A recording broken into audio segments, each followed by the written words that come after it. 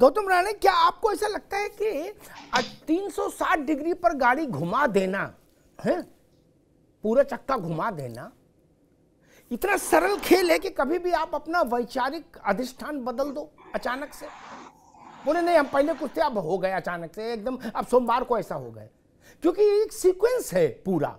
और देश के ओबीसी समाज के मन में एक धारणा बनी, कश्मीर से कन्याकुमारी, असम से गुजरात तक, खास तौर पर मैं मंडल का जिक्र करूंगा। मंडल में on the floor of the house जो कांग्रेस ने रुख ले लिया राजीव गांधी की विजडम के चलते, उसने तो कांग्रेस का कुंडे कर दिया।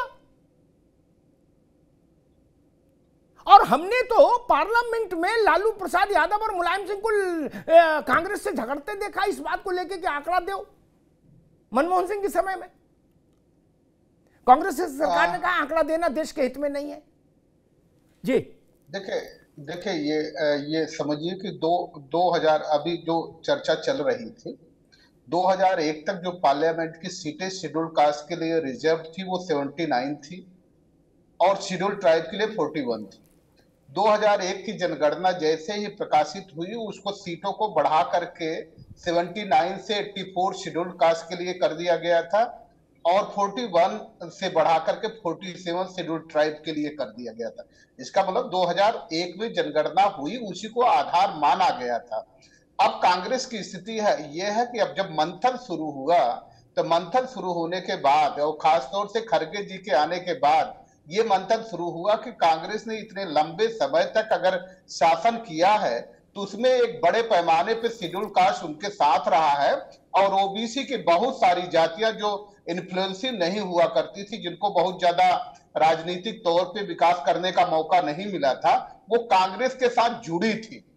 और इसलिए ये जो चिंतन शुरू हुआ, चिंतन के बाद इस निष्कर्ष पे पहुंचे कि ये जाति जनगणना एक महत्वपूर्ण भूमिका निभा सकती है और उस पे आने की जरूरत है। कांग्रेस इसीलिए रुख अपना कर रही है। हमने पहले भी आपसे कहा था कि बसपा का उदय, चूंकि नहीं राणे जी, मैं ये नहीं समझना, मैं समझना सिर्फ चाह रहा था आपसे इतना कि क्या अचानक से हम किसी एक मुद्दे के ये ऐतिहासिक तौर पर खिलाफ रहे हो किसी एक बिंदु से, एक विषय के, और अचानक से हम अपने को यू टर्न ले लें, क्या जनता उसको स्वीकार कर लेगी? मैं आज सिर्फ इतना समझना चाह रहा था आपसे, इतने एग्जैक्टली। चूंकि जनता की स्थिति यह है कि जनता चूंकि बदलाव की स्थिति देख रही है, बदलाव की भावना में है, जो सरकार है शायद उसे त्रस्त नजर आ रही है, तो त्रस्त आने की नजर में वो ये विकल्प ढूंढ रही है कि ज्यादा जो हमारा नुकसान कर रहा है उसकी तुलना में कम नुकसान करने वाले के साथ चले जाए। ठीक। और एक बार कांग्रेस के साथ वो शिफ्ट हो जाएंगे तो फिर क्षेत्रीय दलों सपा बसपा के साथ आना मुश्किल हो जाएगा। बस मैं खत्म कर रहा हूं, सपा बसपा के साथ आना मुश्किल हो जाएगा, इसलिए दोनों की छटपटाहट है। ठीक। गौतम राणे जी ने जो बात की उसमें कुछ बातें टिप्पणी मांगती हैं। एक तो विषय ये कि गणित ये कहता है, बाकी सब में तो मिलावट हो सकती, गणित में तो मिलावट हो नहीं सकती। देश के स्तर पर सर्वाधिक ओबीसी का सर्वाधिक वोट भारतीय जनता पार्टी को मिल रहा है, ये मान लीजिए, ठीक। ये क्षेत्रीय दल जो हैं, आरजेडी, जेडीयू, सपा, इस टाइप के और दक्षिण के भी, जो ओबीसी के कारण ही बड़े हुए थे, उनको 19 में घट के ओबीसी का शेयर मिला 27 और बीजेपी को हो गया 44। ये भी आंकड़ा ध्यान रखना चाहिए जब हम कोई टिप्पणी करें कि जनता त्रस्त है और जनता कह रही है कि नहीं अब इनसे अलग हो जाना है। और दलितों का वोट भी आंकड़ा ये कहता है देश में सर्वाधिक भारतीय जनता पार्टी को मिला। हम भारतीय जनता पार्टी को पसंद करें ना पसंद करें, व्यक्तिगत प्राथमिकता है, लेकिन गणित नहीं बदलता उससे। देश में सर्वाधिक दलित सांसद, आदिवासी सांसद और दलित विधायक और आदिवासी विधायक भाजपा के बैनर पर जीत के आ रहे हैं। राणे जी, इस चीज को भी हमको दिमाग में रखना होगा। जब हम ये कहें कि सारे समूह ये नाराज हो गए और ये कांग्रेस को शिफ्ट हो रहे, तो हमको ये ध्यान रखना होगा कि अभी जो ताजा चुनाव हुआ है 19 का, उसमें ये स्थिति है। और ये बहस हम इसलिए तो लाई नहीं, दलित SC और ST की गिनती तो होती ही है, वो पब्लिक भी होती है। ये लड़ाई उसकी थोड़ी ना है, ये लड़ाई जो लड़ी जा रही है वो लड़ी जा रही है OBC की गिनती पब्लिक हो। और वो जब 11 में विषय आया तो कांग्रेस ने उसको अस्वीकार कर दिया था। त्रिपाठी जी, कांग्रेस को जो बात मैं राणे जी से पूछ रहा था वही कि आपको नहीं लगता कि मतलब बहुत तेजी आप मुद्दों को बदलते हैं, मतलब 6 महीना साल भर एक मुद्दे पर रहते हैं, फिर अचानक हटाओ ये बेकार हो गया, इसमें जूस नहीं निकल, आप दूसरा ले आओ, क्या अब आप फाइनली आप इस बात पर आए कि भाई अब OBC का मामला चलेगा और जातिगत जनगणना का चलेगा? जी अमिताभ जी, आप बहुत विद्वान पत्रकार हैं, लेकिन आप ऐसी व्याख्या कर रहे हैं, इससे मुझे आश्चर्य हो रहा है। कांग्रेस इतनी जल्दी मुद्दे बदल रहे, बिल्कुल नहीं बदल रहे। आप देखिए, कांग्रेस का ये बुनियादी मुद्दा है, आप इसे नकार भी दें, जैसे आपने अपनी टिप्पणी में कह दिया कि वो कांग्रेस दूसरी थी, आपने 14 में आपने ये मुद्दा उठाया, जात की गिनती करो, नहीं 19 में उठाया, नहीं तब OBC नहीं थे देश में, इसलिए मैं मुद्दा उठा रहा हूं। तब आप मंच से कहते थे चौकीदार चोर है। उठा तब रहे हैं जब राहुल गांधी इस मुद्दे को उठा रहे हैं अमिताभ जी, आपके उठाने से पहले राहुल गांधी इस मुद्दे को उठा रहे हैं, इसलिए आप उठा रहे हैं। बहुत उत्तेजित होने का मामला नहीं, बड़े आसानी से मैं ये कह रहा हूं कि राहुल गांधी तो लगातार इस पे कह रहे हैं, इसलिए आज सब लोग उस पे बात कर रहे हैं, और ये बात होनी भी जरूरी है। कब तक आखिर हम नई पिछड़ों की बात करेंगे, कब तक उनकी संख्या नहीं घोषित होगी?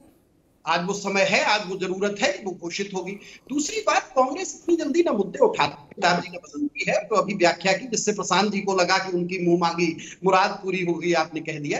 ये ध्यान रखिए, कांग्रेस वहीं से आई, जड़ें वहीं हैं। भारतीय जनता पार्टी कांग्रेस से नहीं पैदा हुई है, वो जनसंघ से पैदा हुई है, वो हिंदू महासभा से पैदा हुई है। और याद करना पड़ेगा आपको अपना अतीत जब याद करेंगे। लेकिन कांग्रेस आज फख्र करती है कि हम अपने अतीत में गांधी और नेहरू को याद करते हैं, हम अंबेडकर को याद करते हैं, हम सरदार पटेल को याद करते हैं, हम वहीं से निकल के आए हैं और आज तक उन्हीं रास्तों पे चल रहे हैं। रही आज की बात कि क्या ये मुद्दे महत्वपूर्ण हैं, तो कांग्रेस ये कह रही है कि सर्वाधिक महत्वपूर्ण मुद्दे हैं और इन मुद्दों पे आज बात होगी। लेकिन मैंने अभी भी कहा था कि और मुद्दे हमने छोड़ नहीं दिए, वो लगातार मुद्दे जनता के सामने हैं। और जैसा नारायण राणे साहब ने कहा, ये सच है, भले ही चाहे इस आवाज को आज ना आप सुने, लेकिन भारतीय जनता पार्टी से पूरी तरह से जनता नाराज है। और ये लाइन आपके चैनल में अमिताभ जी बहुत समय से कह रहा कि विपक्ष आज भारत की जनता बन चुकी है। जी ठीक है त्रिपाठी जी, बिल्कुल ठीक बात है। हम तो किसी का कहा नहीं मानते, क्या, और अपना कहा भी नहीं मानते। हम तो केवल जनता का कहा मानते, रिजल्ट देखते हैं। बाकी सबका ज्ञान सबको मुबारक। बहुत दूर तो नहीं 3 दिसंबर, कुछ 3 दिसंबर को पता लग जाएगा, कुछ मई में पता लग जाएगा। हम आप फिर यहीं रहेंगे, वही घोड़े वही मैदान। लेकिन इतना फिर भाई उस दिन तैयारी करके सब लोग आना, सार्वजनिक माफी हो की स्थिति बने तो तत्काल मांगना बिना बहस के, कहना भाई हमको समझ नहीं जनता की नब्ज की, तब तो मांगना पड़ेगा ना माफी। फिर भागने का रास्ता तो नहीं मिलेगा, सारी गलियां बंद करके तो बहस शुरू होगी। पहले सारे दरवाजे बंद होंगे, फिर बहस स्टार्ट होगी। भागने का तो रास्ता ही नहीं होता। त्रिपाठी जी पुराने मेरे मित्र में जानते हैं। जोशी जी, आपके पास, आपसे मेरा मतलब, आप भुवन भास्कर जोशी नहीं और अकेले सपा भी नहीं, बसपा सपा आरजेडी जेडीयू, आप लोगों के पास जो कुल जमा राजनीतिक पूंजी थी, क्या कांग्रेस ने कहा इसको पैकेट में रखो, उसके ऊपर डबल ठप्पा अपना मार दो। त्रिपाठी जी कह रहे हैं राहुल जी ने उठाया तब देश ये जान पाया कि मसले हैं। मेरे ख्याल से ये तब से उठ रहे जब राहुल जी स्कूल में पढ़ते थे, क्या, जब मंडल की रिपोर्ट आई थी तो राहुल जी स्कूल में पढ़ रहे थे, प्रियंका जी वो साथ साथ जाते थे टिफिन लेके। अब वो बता रहे राहुल जी ने देश में चेतना जगाई। बताओ, गजब करते हैं। काका कालेलकर जब कमीशन रिपोर्ट दे रहा था, राहुल गांधी क्या कर रहे थे उस वक्त? चिंतक थे। जोशी जी, अब मैं समझ गया, आपकी पास जो कुल जमा पूंजी थी कांग्रेस ने उसको अपना पेटेंट घोषित कर दिया। कांग्रेस ने कहा राहुल गांधी ने मुद्दा उठाया इसलिए अब सब उठा रहे हैं। देखिए इसीलिए अखिलेश यादव कह रहे हैं क्या कि कांग्रेस झूठी है, इसकी बात भरोसा न करना। देखिए अमिताभ जी, पीडीए को लेकर माननीय अखिलेश यादव जी के क्या विचार है? सामाजिक न्याय की लड़ाई, जाति जनगणना की मांग को लेकर सड़क से लेकर सदन तक अखिलेश जी लड़ रहे हैं, क्या पूरा देश नहीं जानता? किसने इस बात को उठाने का काम करा, ये पूरा देश जानता है। देश किसी के वो नहीं है कि आज कोई नया बयान दे दे और कह दे कि आज चर्चा उसी के कारण हो पा रही। चर्चा के साथ साथ उसके लिए लड़ाई की जरूरत होती है, जो जमीन पे भी लड़ी जाएगी और साथ साथ सदन में भी लड़ी जाएगी। और ये काम दोनों हमारे नेता माननीय अखिलेश यादव जी कर रहे हैं। और हमें इसके चक्कर में नहीं पड़ना कि बसपा क्या कह रही है, कांग्रेस क्या कह रही है, या भाजपा के सहयोगी दल क्या कह रहे हैं। हमने कहा इसके अलावा हमारा कोई प्रमुख मुद्दा नहीं है। हमारा तो जो पूरा फोकस है वो केवल पीडीए को लेकर और जाति जनगणना की मांग को लेकर और सामाजिक न्याय की लड़ाई को है। ये समाजवादी पार्टी और के नेता माननीय अखिलेश यादव जी स्पष्ट कर चुके हैं। हमने अपनी लकीर खींच ली है। कोई चले तो अच्छा है, ना चले तो अच्छा है। हमें तो इसी रेखा पर चलना है और उन्हीं की लड़ाई लड़नी है। जो पिछड़ा दलित अल्पसंख्यक समाज है उनकी लड़ाई को लड़ना है, ये माननीय अखिलेश यादव जी ने स्पष्ट कर दिया। और हमारी कोई डगर मगर किसी अन्य राजनीतिक दल से नहीं है। उत्तर प्रदेश में अगर भारतीय जनता पार्टी का विजय रथ कोई रोक सकता है, केवल माननीय अखिलेश यादव जी और समाजवादी पार्टी रोक सकती है। हाँ ठीक है, कोई इंजन के पीछे डब्बे हो सकते हैं, चाहे भाजपा के डब्बे हो जाए चाहे हमारी पार्टी के डब्बे हो जाए, लेकिन यहाँ पर लड़ाई सीधी सीधी भाजपा वर्सेज समाजवादी पार्टी है। ठीक है, मतलब आप ये कह रहे हो कि डब्बा बनना हो कांग्रेस को तो इंजन के पीछे जहां जगह खाली मिले वहां जुड़ जाए। हाँ, जंपर जोड़ उत्तर प्रदेश के परिप्रेक्ष्य में अमिताभ जी यही बात मैं कहना चाहता हूँ और मैं स्पष्टवादी हूँ, आपको भी पता है। नहीं, बिल्कुल ठीक बात है, वो तो ठीक ही बात है।